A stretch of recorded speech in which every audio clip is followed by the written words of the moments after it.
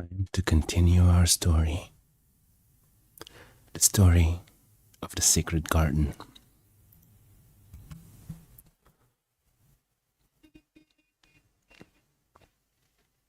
Chapter 22. When the sun went down.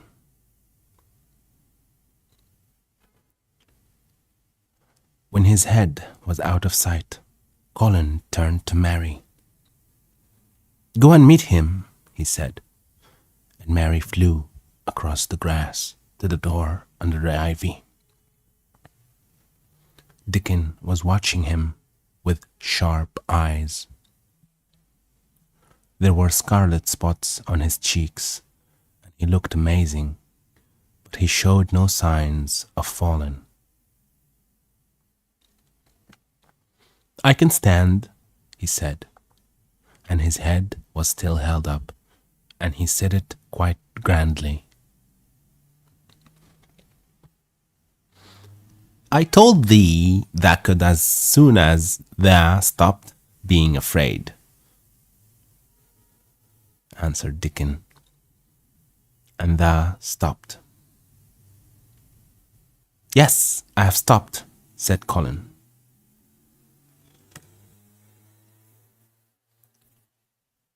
Then suddenly he remembered something. Something Mary had said. "Are you making magic?" he asked sharply. Dickon's curly mouth spread in a cheerful grin. "Thou's doing magic, Cecil," he said. It's same magic as made these here work out of the earth." And he touched with his thick boot a clump of crocus in the grass. Colin looked down at them. "Aye," he said slowly. "They couldn't have been bigger magic than that there. There couldn't be." He drew himself up straighter than ever. "I'm going to walk to the tree." "I'm going to walk to that tree," he said, pointing to one a few feet away from him. "I'm going to be standing when Weatherstaff comes here. I can rest against the tree if I like. When I want to sit down, I will sit down, but not before. Bring a rug from the chair."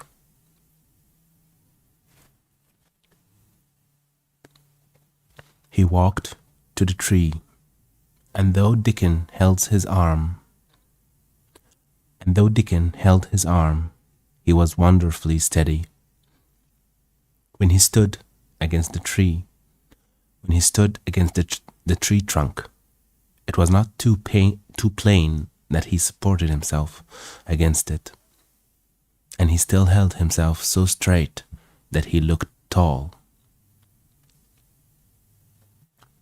When Ben Weatherstaff came through the door in the wall, he saw him standing there, and he heard Mary muttering something under her breath. "What art you saying?" he asked rather testily, because he did not want his attention distracted from the long, thin, straight boy figure and proud face.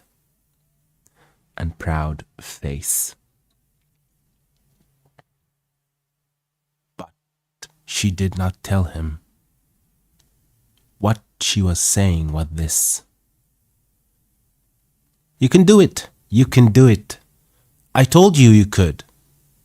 You can do it! You can do it! You can!" She was saying it to Colin because she wanted to make magic and keep him on his feet looking like that. She could not bear that he should give in before Ben Weatherstaff. He did not give in. She was uplifted by a sudden feeling that he looked quite beautiful in spite of his thinness. He fixed his eyes on Ben Weatherstaff in his funny, imperious way.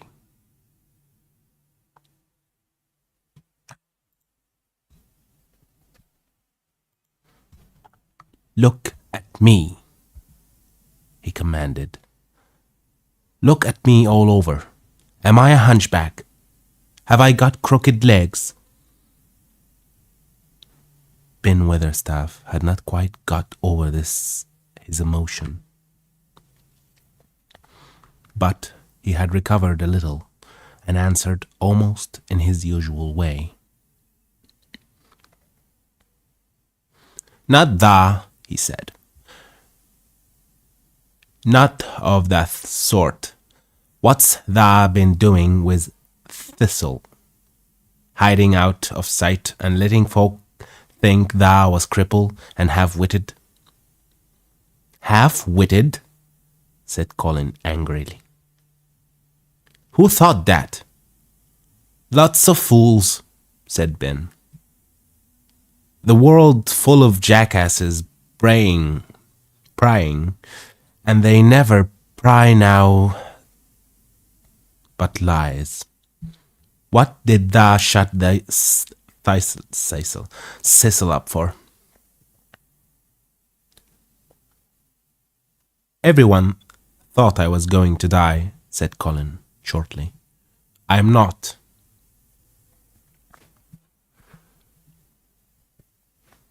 And he said it with such decision. Ben Weatherstaff looked him over, up and down, down and up. "Thou die," he said, with dry exultations. "Now to the sort. Thou got too much pluck in thee. When I seed thee put thy legs on the ground in such a hurry, I knew thou was all right. Sit thee down on the rug a bit, young mister, and give me thy orders." There was a queer mixture of crabbed tenderness and shrewd understanding in his manner. Mary had poured out speech as rapidly as she could, as they had come down the long walk.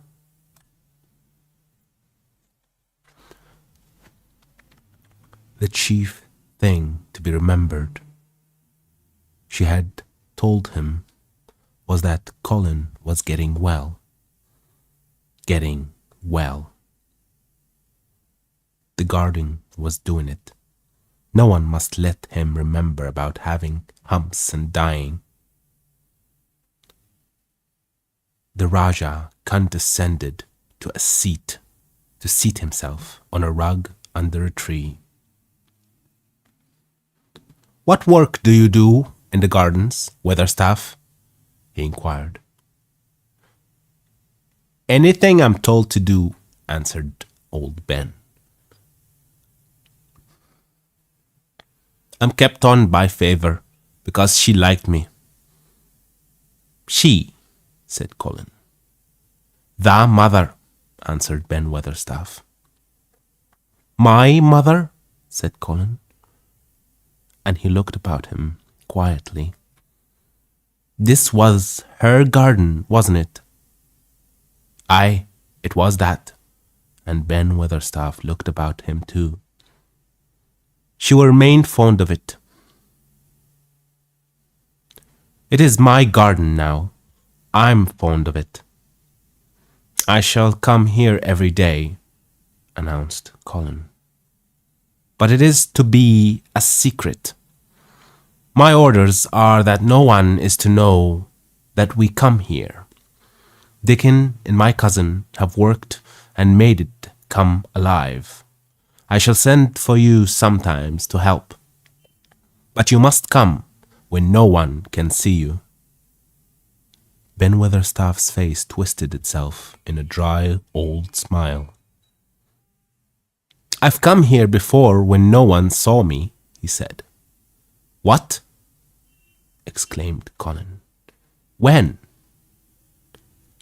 "The last time I was here," rubbing his chin and looking round, "was about 2 years ago. But no one has been in it for 10 years, cried Colin. "But no one has been in it for 10 years, cried Colin. "There was no door." "I am no one," said old Ben dryly. "And I didn't come through the door. I come over the wall. The rheumatoids held me back the last 2 years. Rheumatoids. Right.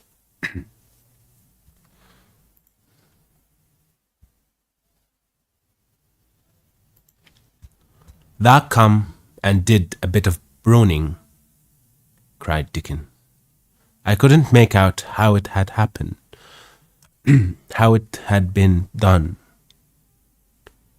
She was so fond of it, she was," said Ben Weatherstaff, slowly. "And she was such a pretty young thing.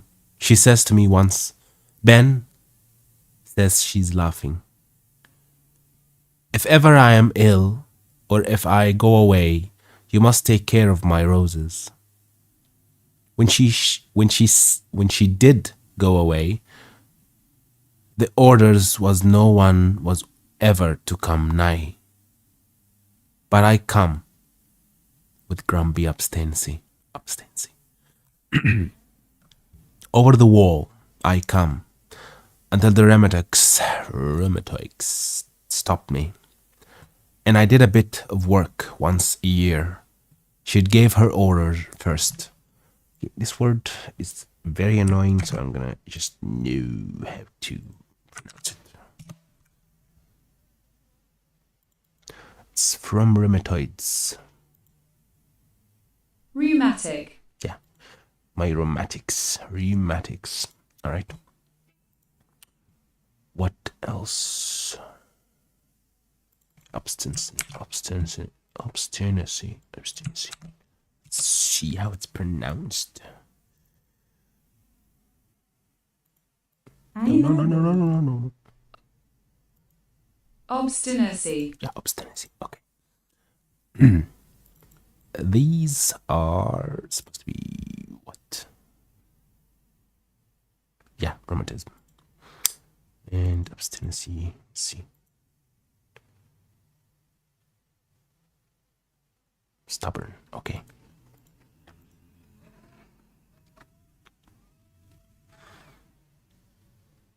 I did a bit of work once a year. She gave her order first. It wouldn't have been as wick as it is if thou hadn't done it, said Dickon. I did wonder. I'm glad you did it, Weatherstaff, said Colin. You'll know how to keep the secret. You'll know how to keep the secret. Aye, I'll know, sir,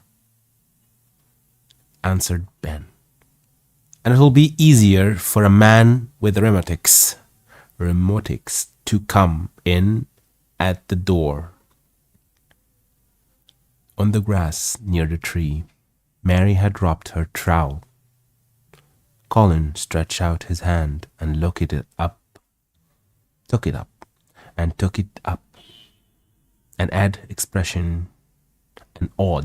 An odd expression came into his face, and he began to scratch at the earth. His thin hand was weak enough, but presently, as they watched him, Mary was quite breathless. He drove the end of the trowel into the soil and turned some over. You can do it, said Mary to herself. I tell you, you can. Dickon's round eyes were full of eager curiousness, but he said not a word. Ben Weatherstaff looked on with interested face. Colin preserved. After he had turned a few troll,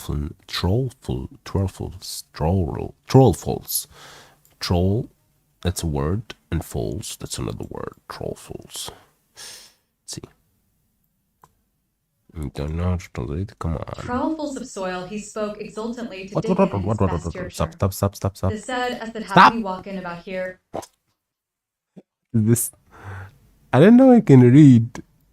Or it can read. Okay, that's interesting. What did I? Oh, okay. Read aloud. Very interesting. Okay. Colin preserved. After he had turned a few truffles of soil, he spoke exultantly to Dickon in his best Yorkshire.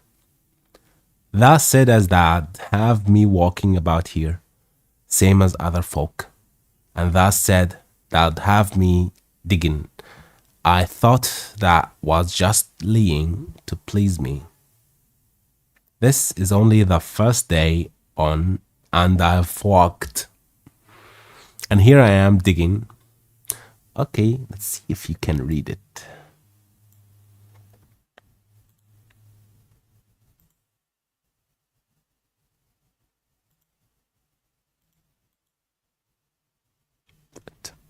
What, you can't read it?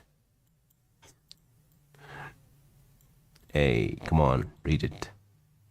The said as that have me walking about here, page 290, same as other folk, and the said that have me digging. I thought though was just lean to please me. This is only th first day and I've walked, and here I am digging. Yeah, there's definitely something wrong. Ben Weatherstaff's mouth. Whatever. Ben Weatherstaff's mouth fell open again when he heard him, but he ended by chuckling. Eh, he said, that sounds as if thou got wits anew. Thou'rt a Yorkshire lad for sure, and thou'rt digging too. How'd thou like to plant a bit of something? I can get thee a rose in a pot.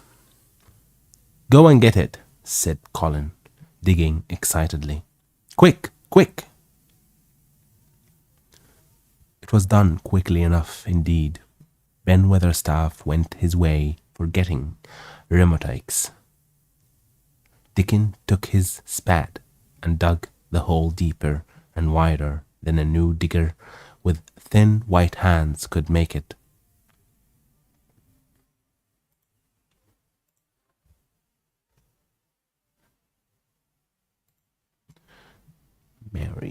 Mary slipped out to run and bring back a watering can.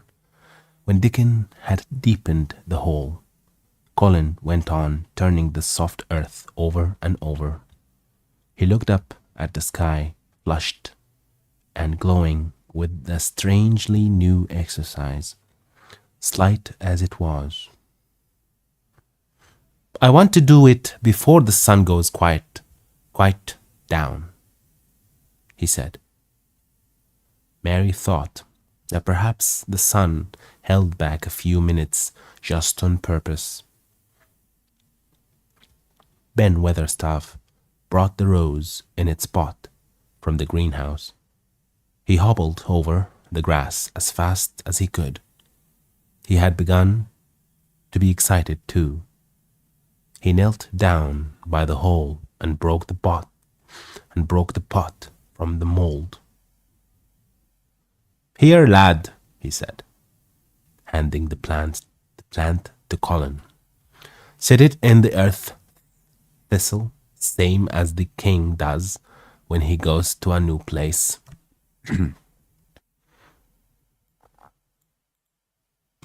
Read aloud.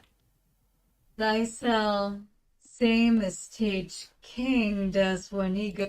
Why I did it all? until you read it all. All right. This is very interesting. Okay.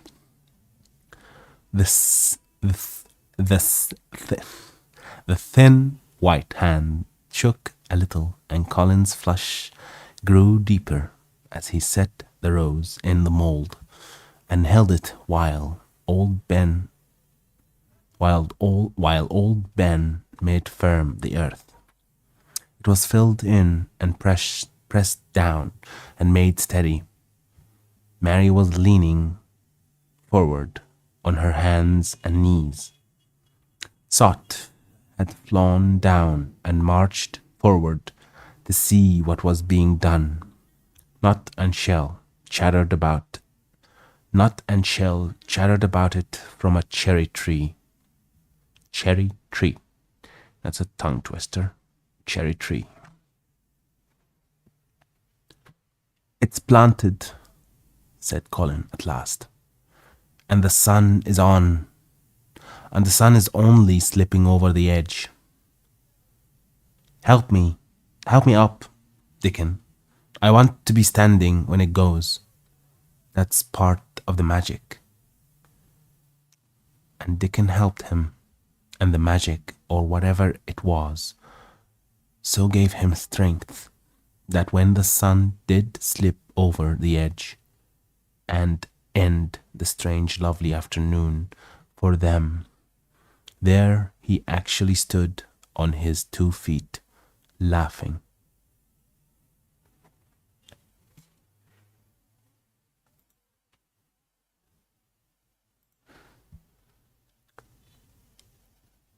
Chapter 23. Magic.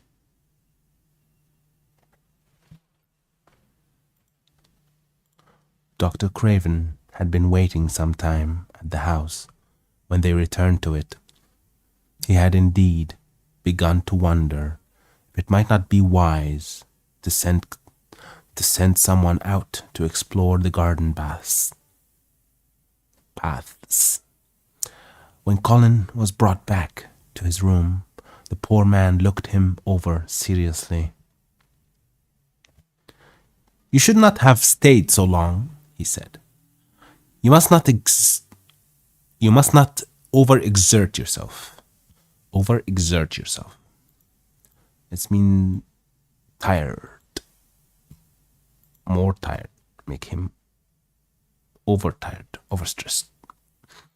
"You should not have stayed so long," he said. "You must not overexert yourself." Overexert. Overexert yourself. "I'm not tired at all," said Colin. "It has made me well. Tomorrow I'm going out in the morning as well as in the afternoon." "I'm not sure that I can allow it," answered Dr. Craven. "I'm afraid it would not be wise." "It would not be wise to try to stop me," said Colin quite seriously. "I am going." Even Mary had found out that one of Colin's chief peculiarities was that he did not know in the least what a rude little brute he was, with his way of ordering people about. He had lived on a sort of desert island all his life, and as he had been the king of it, he had made his own manners, and had had no one to compare himself with. Mary had indeed been rather like him herself, and since she had been at Misselthwaite, had gradually discovered that her own manners had not been of the kind which is usual or popular. Having made this discovery, she naturally thought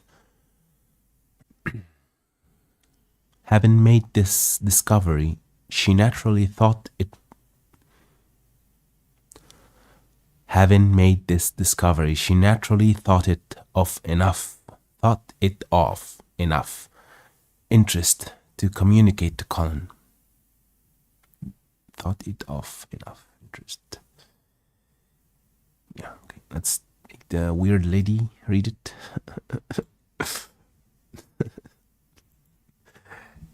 Read it for me, please. Having made this discovery, she naturally thought it of enough interest to communicate to Colin. Good. Okay. So she sat and looked at him curiously for a few minutes after Dr. Craven had gone. She wanted to make him ask her why she was doing it, and of course she did. What are you looking at for? What are you looking at me for? She said. He said, sorry. What are you looking at me for? He said. I'm thinking that I'm rather sorry for Dr. Craven. So am I, said Colin calmly, but not without an air of some satisfaction. He won't get Misselthwaite at all now. I'm not going to die. I'm sorry for him because of that, of course, said Mary. But I was thinking just then that it must have been very horrid to have had to be polite for 10 years to a boy who was always rude. I would never have done it. Am I rude? Colin inquired undisturbedly. Undisturbedly. All right, let's make the lady read it. Yeah, the magic word lady. Am I rude? Colin inquired undisturbedly. Undisturbedly, yeah. Undisturbedly. Without disturb, meaning without disturb, obviously. Yeah. If you had been his own boy, and he had been a slapping sort of man, said Mary, he would have slapped you. But he dare not, said Colin. No, he dare not, answered Mistress Mary, thinking the thing out quite without prejudice.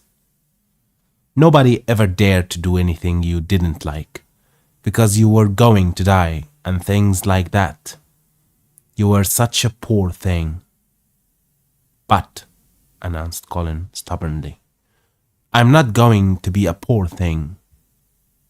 I won't let people think I am one. I stood on my feet this afternoon. It's always having your own way that has made you so queer, Mary went on, thinking aloud. Colin turned his head, frowning. Am I queer? He demanded.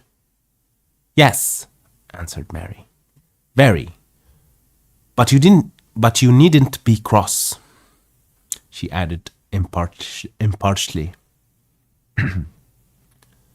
Because so am I queer.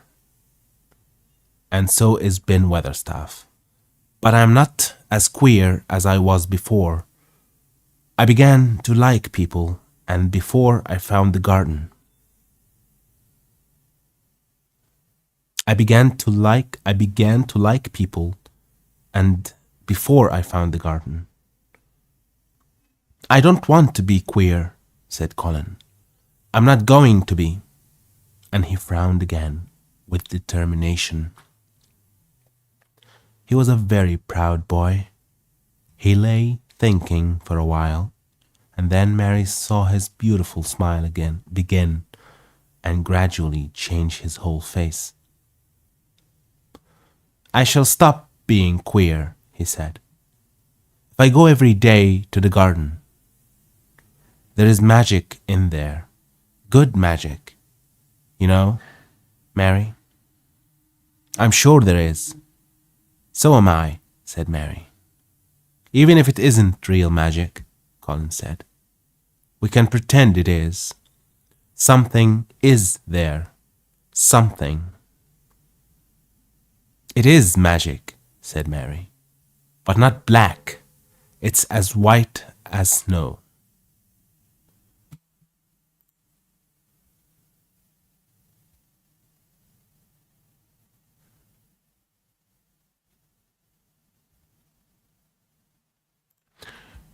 Yeah.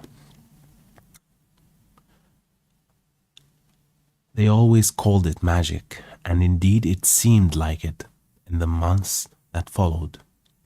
The wonderful months, the radiant months, the amazing ones. Read it for me, Miss Magic. What? Yeah, read it for me. They always called it magic, and indeed it seemed like it in the months that followed. The wonderful months, the radiant months, the amazing ones.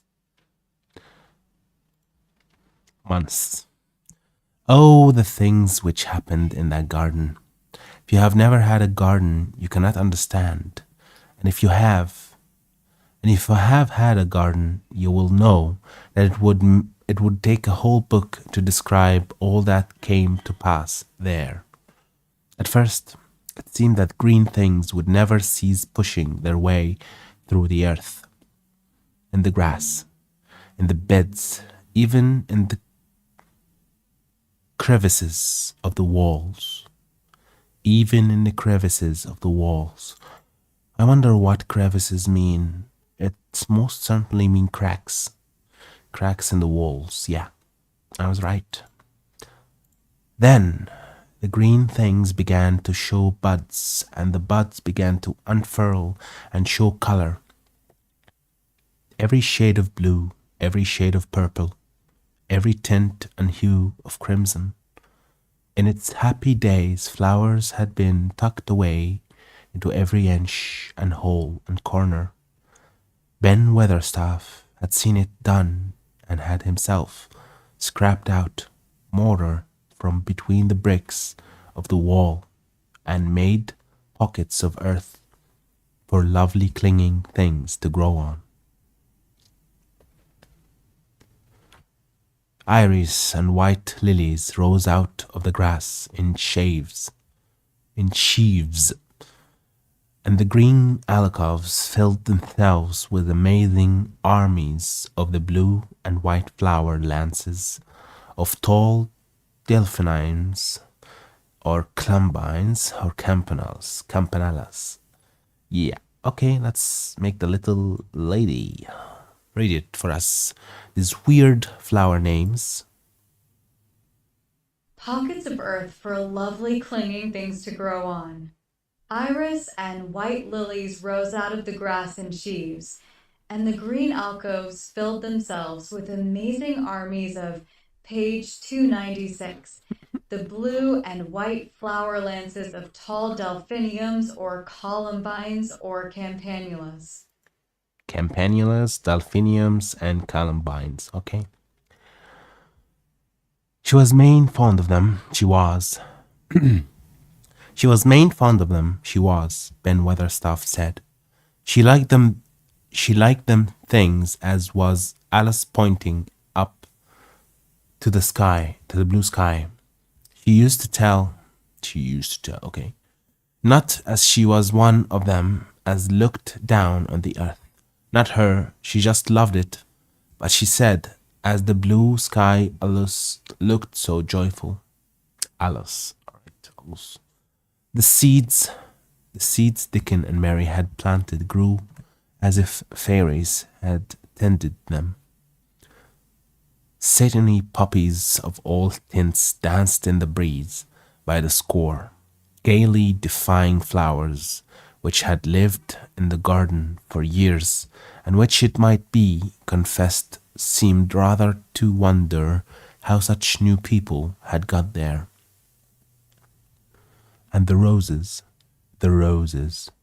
rising out of the grass, tangled round the sundial, wreathing the tree trunks and hanging from their branches, climbing up the walls and spreading over them, with long garlands falling in cascades. They came alive day by day, hour by hour.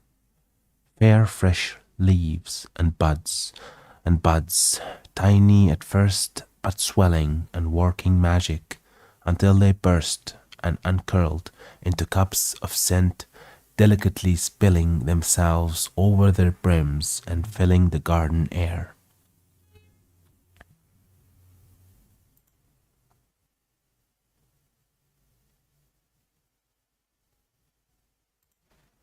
Colin saw it all, watching each change as it took place. Every morning didn't rain he spent in the garden. Even grey days pleased him. He would lie on the grass, watching things growing, he said. If you watched long enough, he declared, you could see buds unsheathe themselves.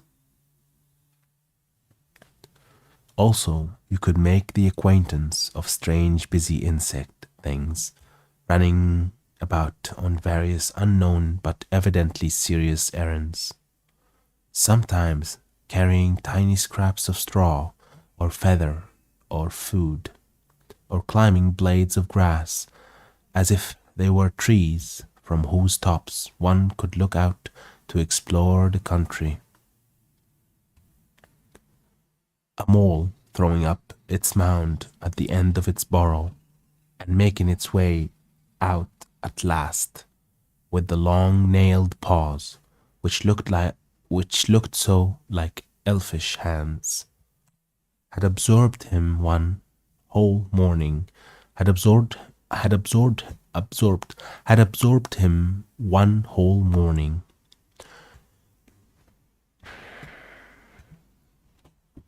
Ants' ways, beetles' ways, bees' ways, frogs' ways, birds' ways, plants' ways, gave him a new world to explore, and when Dickon revealed them all, and added foxes' ways, otters' ways, ferrets' ways, squirrels' ways, and trouts' and water rats' and badgers' ways, there was no end to the things to talk about and think over.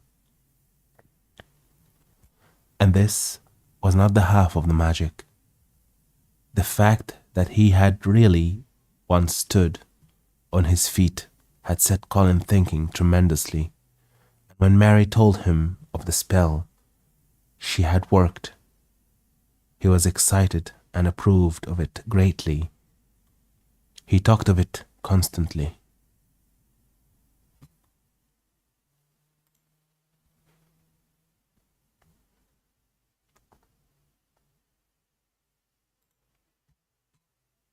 Of course there must be lots of magic in the world, he said wisely one day.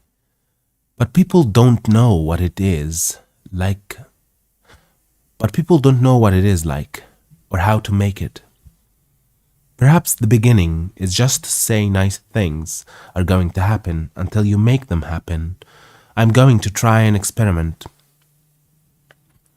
The next morning, when they went to the secret garden, he sent at once for Ben Weatherstaff.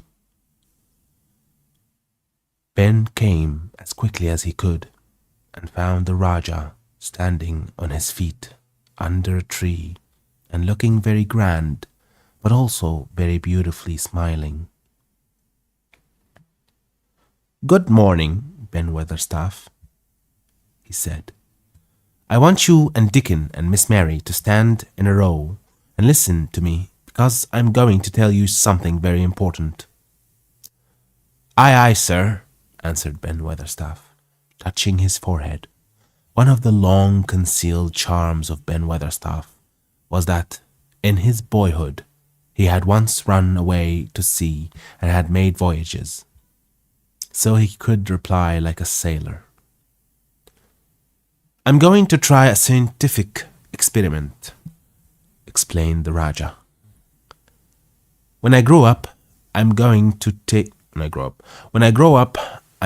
make great scientific discoveries, and I'm going to begin now with this experiment. It was the first time Mary had heard of them. It was the first time Mary had heard of them either, but even at this stage, she had begun to realize that, queer as he was, Colin had read about a great many singular things and was somehow a very convincing sort of boy.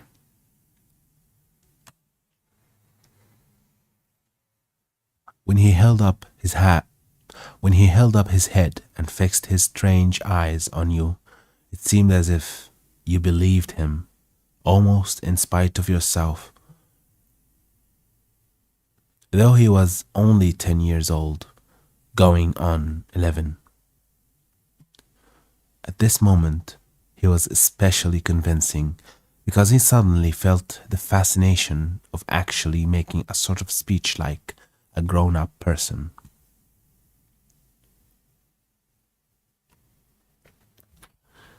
The great scientific discoveries I am going to make, he went on, will be about magic.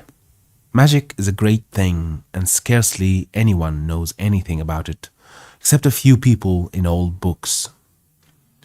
And Mary a little, because she was born in India, where there are fakirs, I believe. I believe Dickon knows some magic. What is this? What figures mean? Fakirs. Yep. Oh, really? Okay. I believe Dickon knows some magic. But perhaps he doesn't know he knows it. He charms animals and people. I would never have let him come to see me if he had not been an animal charmer, which is a boy charmer too, because a boy is an animal. I am sure there is magic in everything, only we have not sense enough to get hold of it and make it do things for us, like electricity and horses and steam. This sounded so imposing that Ben Weatherstaff became quite excited and really could not keep still. "Aye, aye, sir," he said, and he began to stand up quite straight.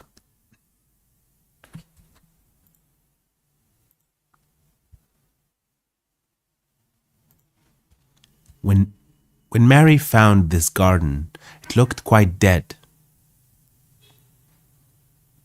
The orator proceeded. Then something began pushing things up out of the soil and making things out of nothing. One day things weren't there, and another they were. I had never watched things before, and it made me feel very curious. Scientific people are always curious, and I'm going to be scientific. I keep saying to myself, what is it? What is it? It's something. It can't be nothing. I don't know its name, so I call it magic. I have never seen the sun rise, but Mary and Dickon have. And from what they tell me, I am sure that is magic too. Something pushes it up and draws it.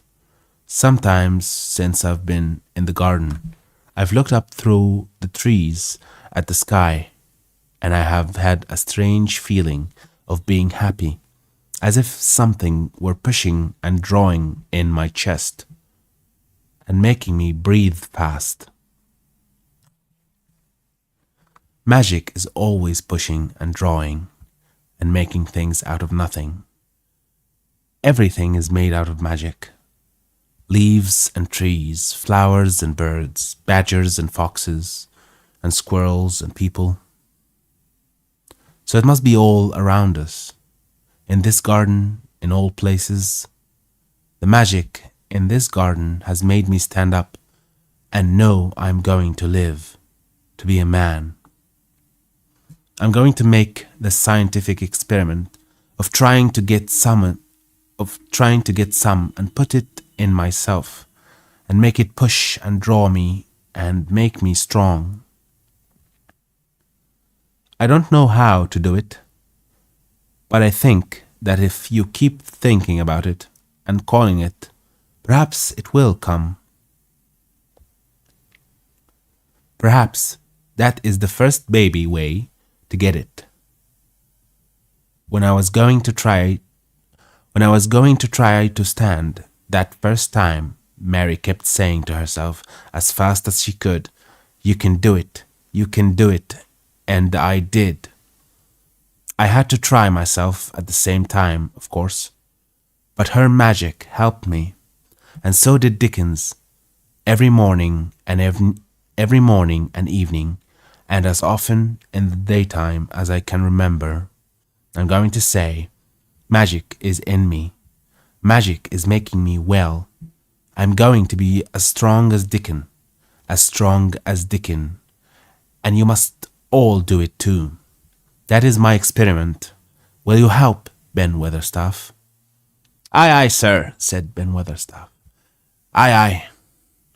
If you keep doing it every day as regularly as soldiers go through drill, we shall see what will happen and find out if the experiment succeeds. You learn things by saying them over and over and thinking about them until they stay in your mind forever. And I think it will be the same with magic. If you keep calling it to come to you and help you, it will get to the part of you and it will stay and do things. I once heard an officer in India tell my mother that there were fakirs who said words over and over thousands of times, said Mary. I've heard Jem Fiddleworth's wife say the same thing over thousands of times, calling Jim a drunken brute, said Ben Weatherstaff dryly. Samat Alice come of that, sure enough. He gave her a good hiding and went to the Blue Lion and got as drunk as a lord. Colin drew his brows together and thought a few minutes. Then he cheered up. Well, he said, you see, something did come of it. She used the wrong magic until she made him beat her. If you'd used the right magic and had said something nice, perhaps he wouldn't have got as drunk as a lord, and perhaps, he might have bought her a new bonnet.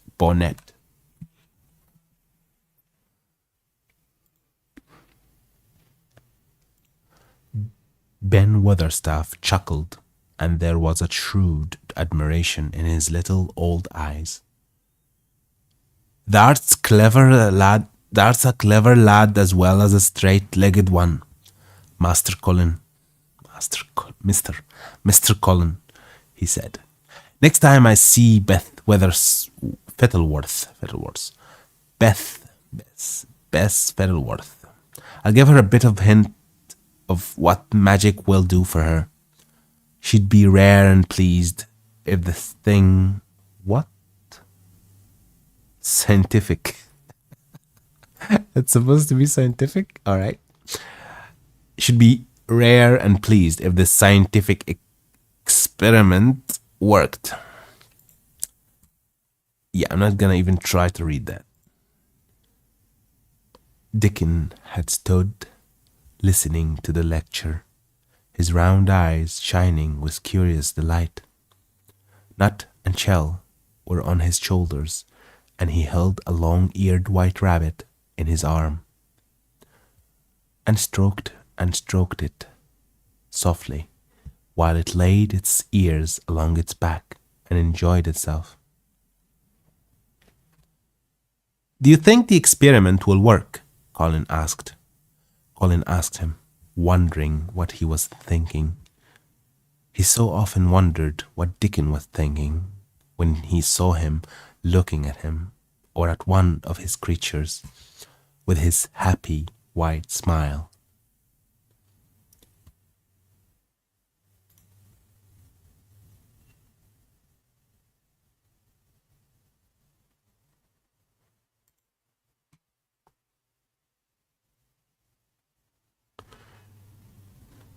He smiled now, and his smile was wider than usual.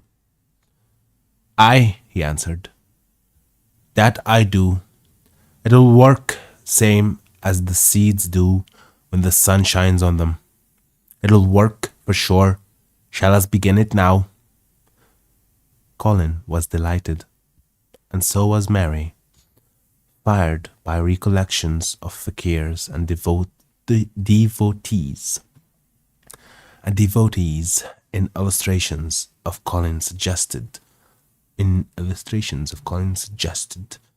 that they should all sit cross-legged under the tree which made a canopy. Okay, let's make the magic lady read this for us. Colin was delighted, and so was Mary. Fired by recollections of fakirs and devotees in illustrations, Colin suggested that they should all sit cross-legged under the tree which made a canopy. Yeah, canopy. Canopy actually means drugs. Drugs, yeah. Canopy. It will be like... Wait. Stop. Yeah, this one. Come on. Oh, really? No, that's not the drugs. Okay. It would be like sitting in sort of temple, said Colin. I'm rather tired and I want to sit down. Ah, said Dickon. Thou mustn't begin by saying thou'rt tired. Thou might spoil the magic. Colin turned and looked at him into his innocent round eyes. That's true, he said slowly. I must only think of the magic. It all seemed most majestic and mysterious when they sat down in their circle. Ben Weatherstaff felt as if he had somehow been led into appearing at a prayer meeting. Ordinarily, he was very fixed in being what he called Agan prayer meetings. But this being the Raja's affair, he did not resent it, and was indeed inclined to be gratified at being called upon to assist.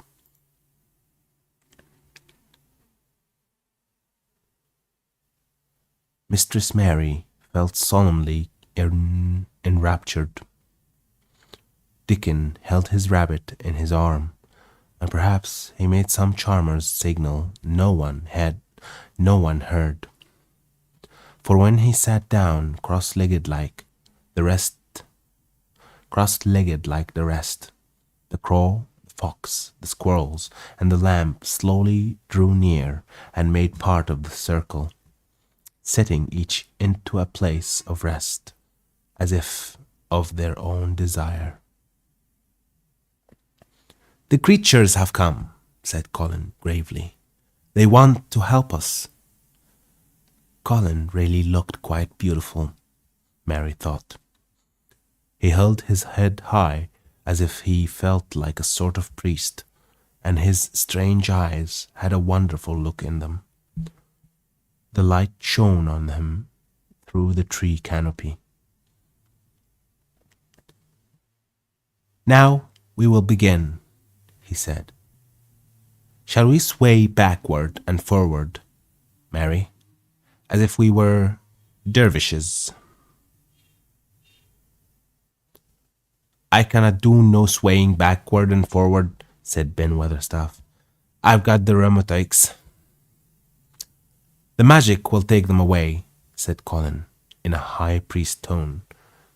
But we won't sway until it has done it. We will only chant. I cannot do no chanting, said Ben Weatherstaff, a trifle testily. They turned me out of the church choir, the only time I've ever tried it.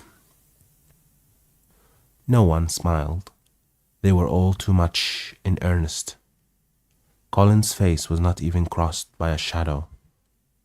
He was thinking only of the magic.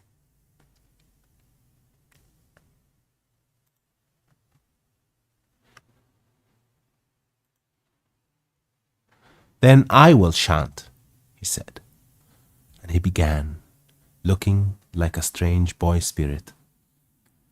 The sun is shining, the sun is shining. That is the magic. The flowers are growing, the roots are stirring. That is the magic. Being alive is the magic. Being strong is the magic. The magic is in me. The magic is in me. It is in me. It is in me. It's in every one of us. It's in Ben Weatherstaff's back. Magic, magic, come and help. He said it a great many times, not 1,000 times, but quite a goodly number. Mary listened entranced. She felt as if it were at once queer and beautiful, and she wanted him to go on and on. Ben Weatherstaff began to feel soothed into a sort of dream, which was quite agreeable. The humming of the bees in the blossoms mingled with the chanting voice and drowsily melted into a doze. Dickon sat cross-legged with his rabbit asleep on his arm and a hand resting on the lamb's back. Sot had pushed away a squirrel and huddled close to him on his shoulder. The grey film dropped over his eyes. At last, Colin stopped. "Now I'm going to walk round the garden," he announced. Ben Weatherstaff's head had just dropped forward, and he lifted it with a jerk. "You have been asleep," said Colin. "Nothing of the sort," mumbled Ben. "The sermon was good enough, but I'm bound to get out of for the collection." He was not quite awake yet. "You're not in a church," said Colin. "Not me," said Ben, straightening himself. "Who said I were? I heard every bit of it. You said the magic was in my back. The doctor calls it rheumatoids." The Rajah waved his hand. "That was the wrong magic," he said. "You will get better. You have my permission to go to your work, but come back tomorrow." "I'd like to see thee walk round the garden," grunted Ben. It was not an unfriendly grunt, but it was a grunt. In fact, being a stubborn old party and not having entire faith in magic, he had made up his mind that if he were sent away, he would climb his ladder and look over the wall so that he might be ready to hobble back if there were any stumbling.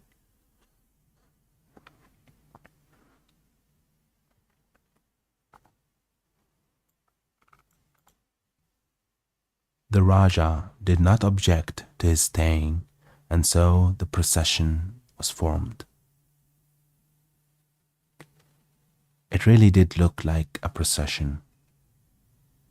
Colin was at its head, with Dickon on one side and Mary on the other.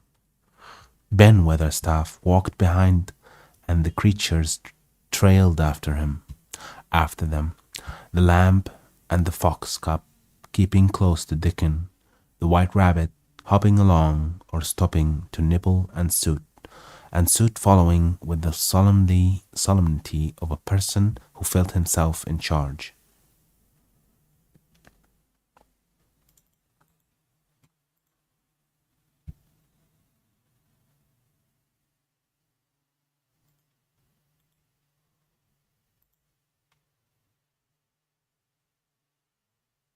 Procession. It was a procession which moved slowly, but with dignity. Every few yards it stopped to rest. Colin leaned on Dickon's arm, and privately Ben Weatherstaff kept a sharp lookout. But now and then Colin took his hand from its support and walked a few steps alone. His head was held up all the time, and he looked very grand. "The magic is in me," he he kept saying. The magic is making me strong. I can feel it. I can feel it. It seemed very certain that something was upholding and uplifting him. He sat on the seats in the alcoves, and once or twice he sat down on the grass, and several times he paused in the path and leaned on Dickon. But he would not give up until he had gone all round the garden. When he returned to the canopy tree, his cheeks were flushed, and he looked triumphant.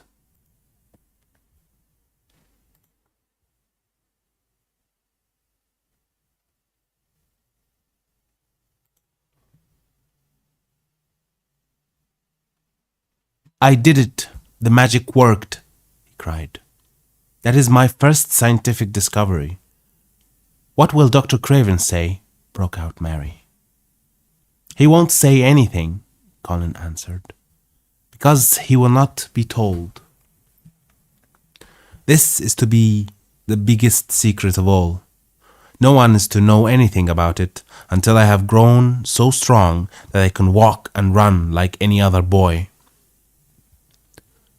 I shall come here every day in my chair, and I shall be taking back in it.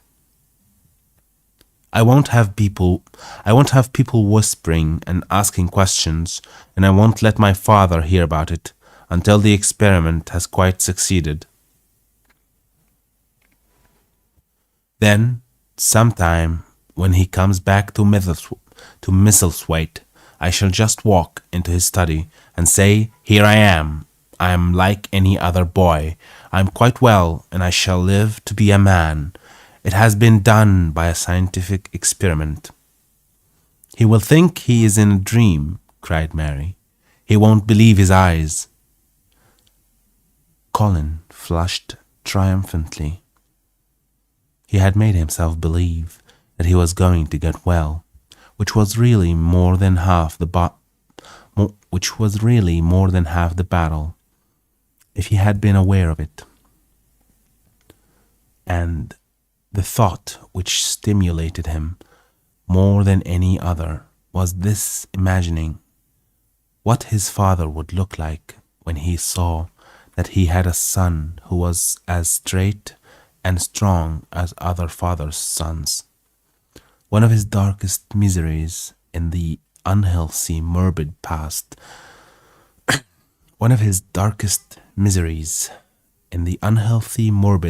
days had been his hatred of being a sickly, weak-backed boy whose father was afraid to look at him. He'll be obliged to believe them, he said. One of the things I'm going to do after the magic works and before I begin to make scientific discoveries is to be an athlete. We shall have thee taking to boxing in a week or so, said Ben Weatherstaff. That'll end winning the belt and being champion prize fighter of all England. Colin fixed his eyes on him sternly. Weatherstaff, he said. That is disrespectful. You must not take liberties because you are in the secret. However, much the magic works, I shall not be a prize fighter. I shall be a scientific discoverer.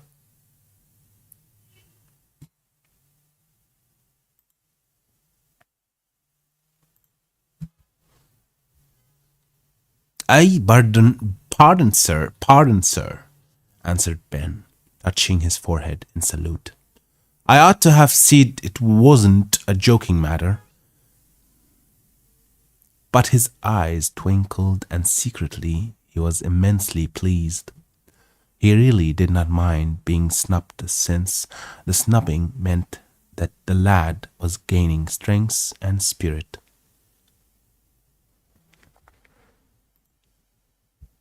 And that will be all for today, and I will see you in the next one.